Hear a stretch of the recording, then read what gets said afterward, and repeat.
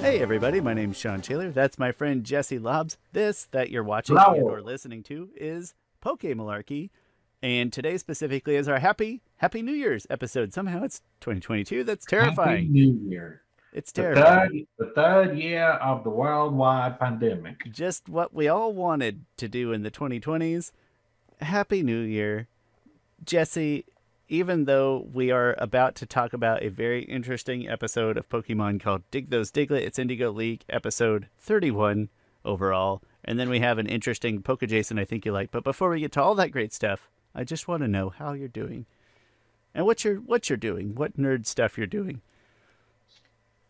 Well, I had time off, which I hope you had some excellent time off as well for Christmas. And I spent that time reading and continuing to play Pokemon Pearl. Brilliant, Shining Pearl. Brilliant Diamond. I get them mixed up constantly. I'm still having fun at this point. I've beaten the game and I'm just shiny hunting all over the place. It's fun. I'm getting real pumped and excited for Arceus on January 28th. Very excited. So that'll be here soon. So that's what I'm doing. What are you up to? I took just a little bit of time off, but I always enjoy working in that week in between, even if I'm working from home, just because it's so much quieter. And so I actually always kind of enjoy working that week.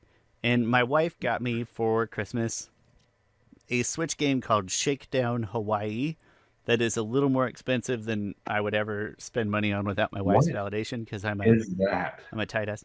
It is like a 16-bit inspired top-down kind of Grand Theft Auto game, and it is on the Switch and other platforms. I have it on the Switch, and it's like 16-bit Grand Theft Auto, but obviously with all of the benefits of, being on the Nintendo Switch, so I can set it on my belly and play it in bed.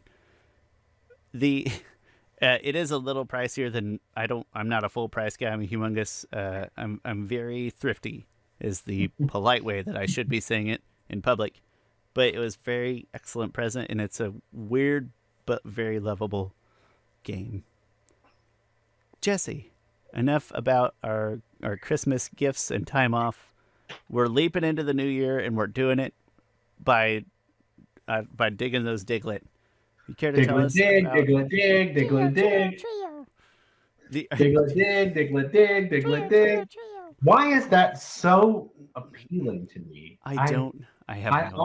I almost want an ASMR video of just that. Just on repeat. I want the trio backbeat in there, though. I don't want the Diglett dig by itself. I want it's gotta have the trio. It's gotta have the trio in there too. This is episode 31 of Indigo League. It's called Dig Those Diglett, and Ash is in the middle of his environmental tirade. Jesse, take us through this gem of an episode. I have got to start saying the literal Japanese translations because they are killing me. I never pay attention. I'm really happy that you're doing this. The literal translation for this one is just, there's lots of Diglett, which I guess... Okay. Yeah, there are lots of Diglett in this episode. That makes a lot of sense. Yeah, I'll bite. Very, very literal. Anyway, our team is still on the way to Fuchsia City. Ash, Brock, and Misty end up coming upon a construction site where they discover that the people who are trying to build a new dam are being prevented by Diglett, who every time they try to bring in materials, trucks, whatever, the Diglett cause wrecks and messes because they either mess up the asphalt road or they get under the tires, and it is basically holding things up from the dam getting built. One of the workers, who is very hysterical about the Diglett, offers a reward to any Pokemon trainers who can stop the Diglett from destroying the construction site and the crew. They've offered it to Pokemon trainers around the world, and who shows up but Ash's main rival, Gary Oak. He's got his buses full of trainers, he's got his cheerleaders, and they say they'll solve the problem. But every time Gary tries to throw a Pokeball, his Pokemon just refuses to come out. And all the other trainers try too, and we have a huge pile of Pokeballs, and all those Pokemon refuse to come out. And very cute, the Diglett, every time they get a Pokeball, they bring it right back to the trainer who threw it. And the trainer says, "Thank you." And the Diglett's like, "You're welcome."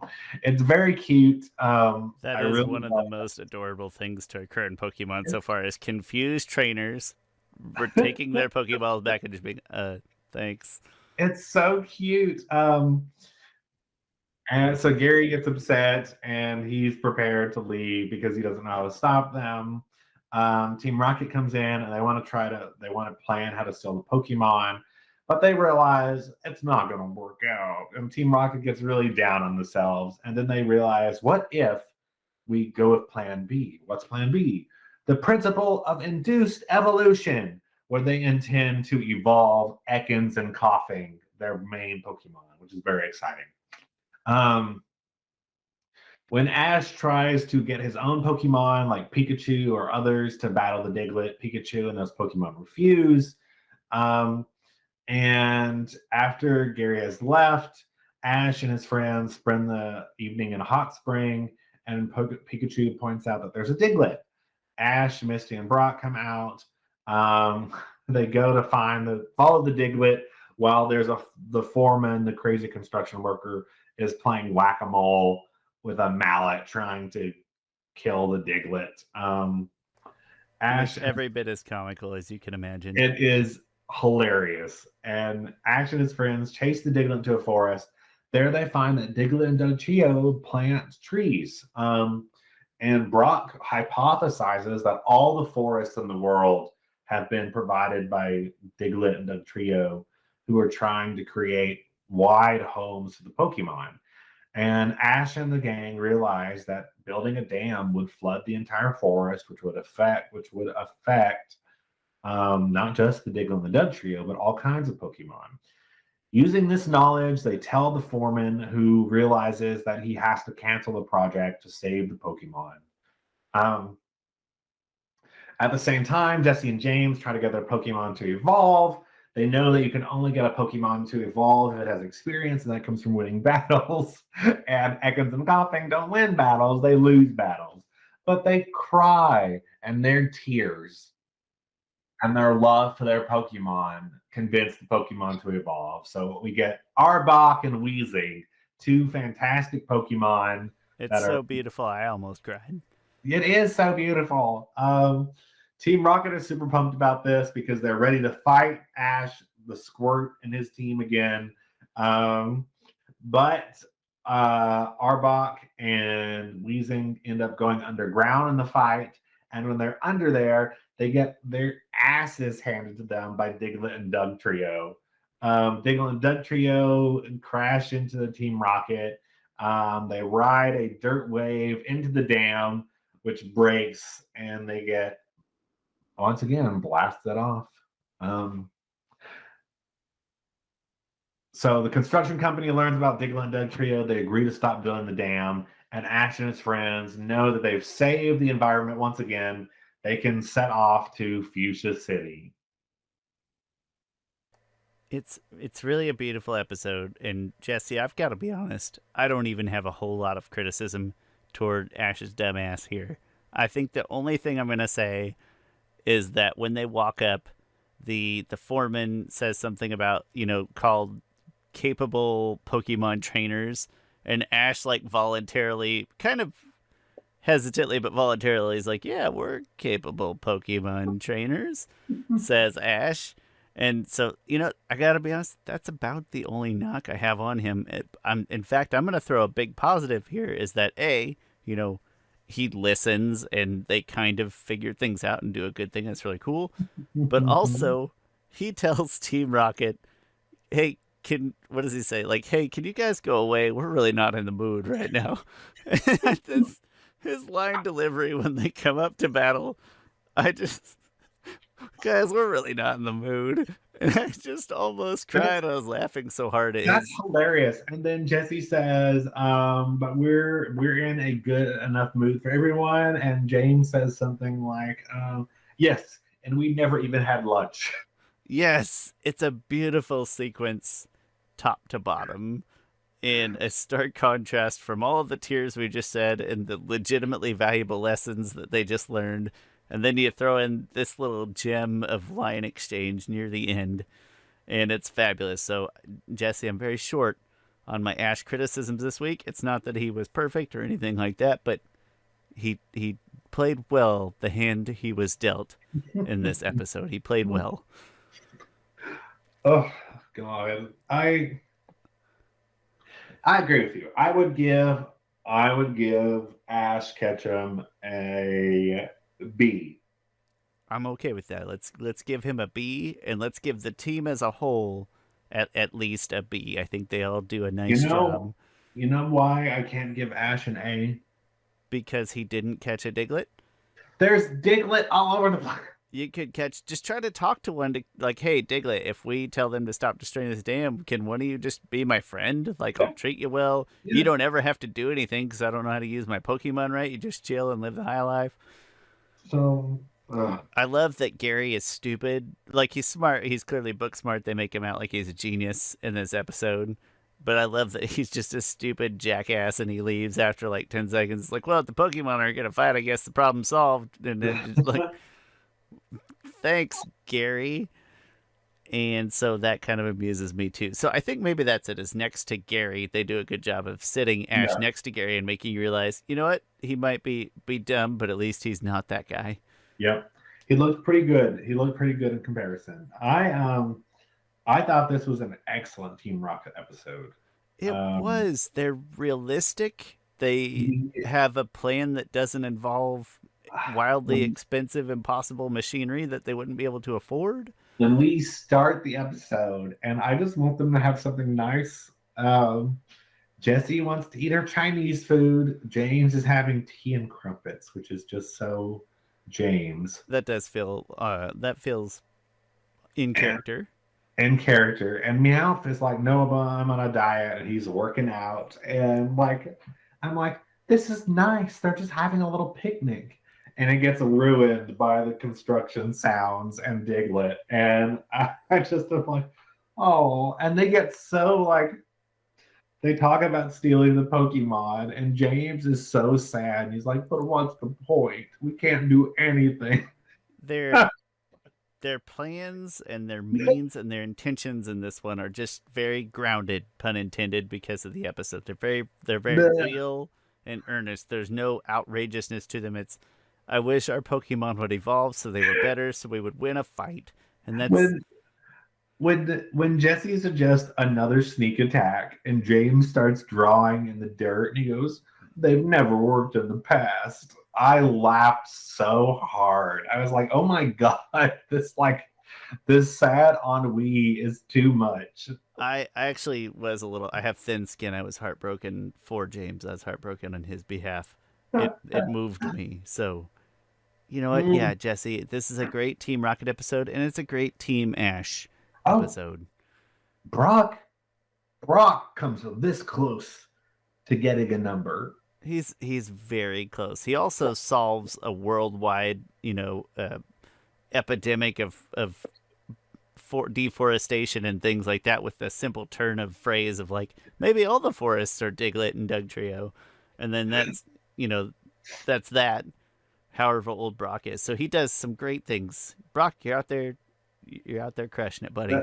The girls say yes, sir, and he's like, okay. So they think I'm an old.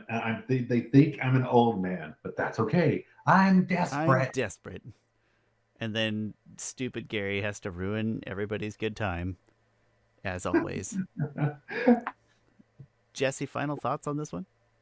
Oh, last thing to call out that we've definitely got to call out is just like once again, obviously it's implicit from our conversation so far, but man, they are really like the environment, the environment, the environment.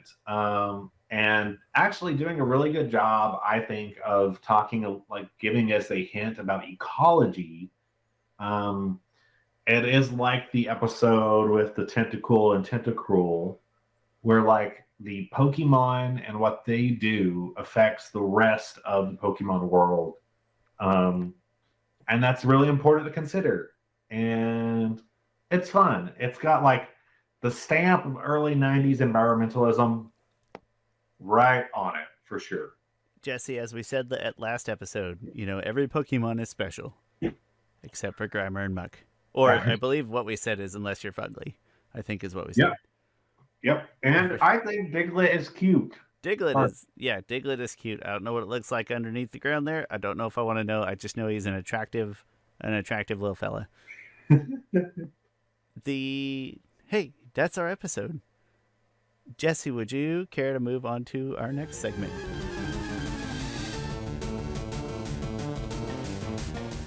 Let's do it. Poke-adjacent. In honor of New Year's, our Poke-adjacent segment today is going to be called, I'm calling it Nerd Year's Resolutions. So all it is, I don't even like New Year's resolutions that much. It's really just big scale, big picture, nerdy plans for the year 2022. And Jesse, if you don't mind, I'll go ahead and go first. I've got kind of a clear picture in mind. Go ahead, bud. I will be likely working at home for the foreseeable future. And even we might go to the office like a day a week. It's kind of undecided, but generally permanently at home. And when my game room area was initially conceived, it was only a game room area, and I had much more freedom and much more space.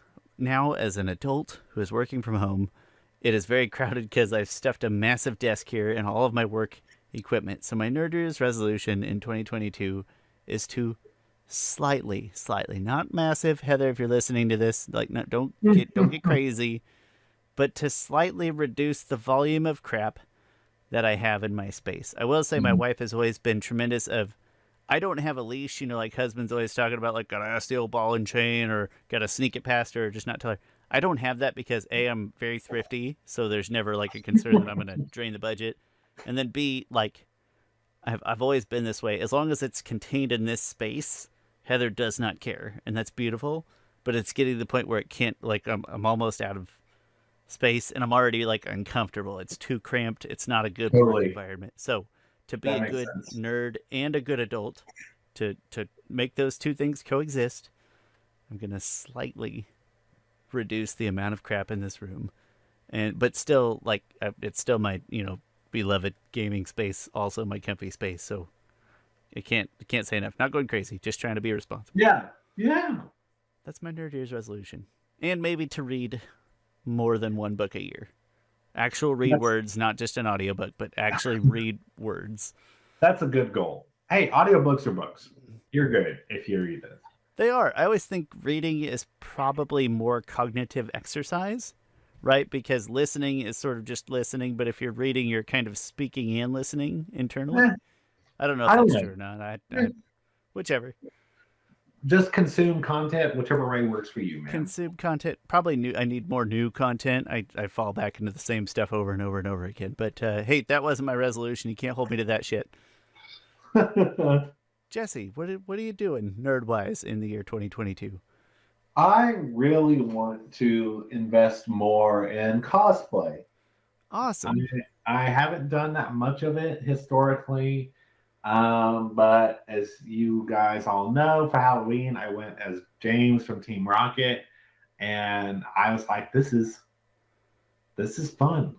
I like this a lot. So I think I want to see about cosplaying some more anime characters,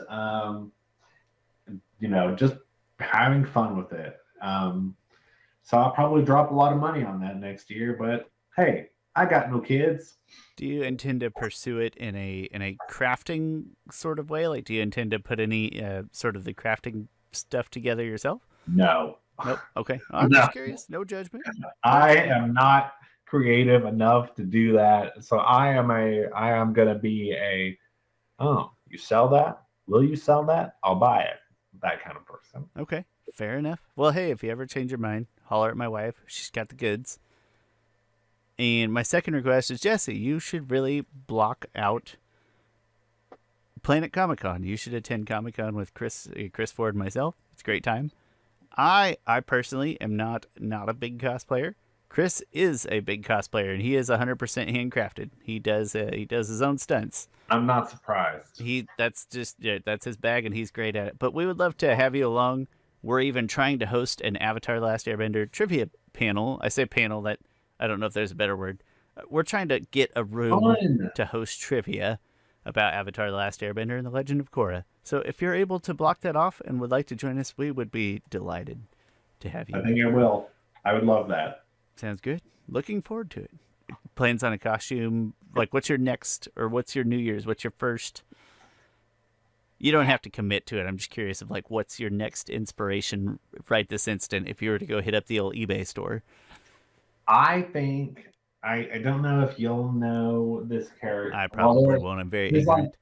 There's like 2 or 3 characters from Bungo Stray Dogs, which is an anime. Never even heard of that. Yeah, absolutely. It's an anime I love very much, and there's like either Dazai or Renosuke Akatsuo. I can never say his name. I want to be one of them, and it probably won't be too expensive. So I think that's where I'll go first. I won't hold you to it, but that sounds like an excellent initial inspiration. I will probably... Eventually, I will be Maximilian Pegasus. Is my end goal. As you damn well should. And I'll be Joey. And no, usually I get like a suggestion from Chris, and it's if he does it for me, I'm like, all right, I'll wear it. That's fine. Otherwise, it's like, I'm going to put on a Harry Potter robe and call it a day. Or I asked my wife if she would make me a nice red velvet, like an evening robe. I asked her if she'd craft for me, because then I'd pull up the hood and wear like a white mask, and I'd be a Shy Guy from Mario, and I would just walk around like that all day. And also I would have then like a velvety red robe, both good. Yeah. Both good. And then my second idea was, I saw a meme. This isn't my idea. I saw a meme at one point, and I was like, that's brilliant. It's to dress up as Uncle Ben, and then every time you see a Spider-Man, you fall down in front of him and act like you're dying. That's great. I wish I could take credit for it. Jesse, thanks for sharing your Nerd Year's resolution with me for this Poke Adjacent segment, where we pay homage to things, or in this case, we just talk about whatever we feel like. That's why I love Poke Adjacent. Nerd shit for a nerd year. Damn straight. And also, I love all of you. Thank you so much for watching. This has been a delightful episode, as always, of Poke Malarkey. Happy New Year. We hope that whether 2021 was good or bad, we hope 2022 is better, regardless. Yeah. You always deserve better. Be sure you turn in back here to Pokemalarkey in 2022 for more Pokemon. More Pokemon. I think the next episode is kind of a Jesse special, if I'm not mistaken. The Poke Ninja Showdown. I'm very excited. I love a poison. I just like it because the title says Poke a Ninja in it, and that's pretty funny. Poke Ninja, Pokemalarkey, and a Poke Adjacent. Exactly. Woo! Absolutely. It's beautiful. Come back and join us then. Until then, we want to hear from more people. I'll beg her. I'll be the schmoozer. We want to hear from you on Twitter, Instagram, TikTok. It's at Pokemalarkey. We want to hear from you. We would love that. And of course on YouTube. We're on your podcatcher of choice. It's all Pokemalarkey is the title everywhere. We even have a Discord server that we have no real plans for, but it's out there. And if I can figure it out, I'll put the link in the description. So come talk to us. We would love to hear from you. Come one, come all. And in the meantime, Happy New Year, and thank you so much for watching. Happy New Year. Bye, everyone.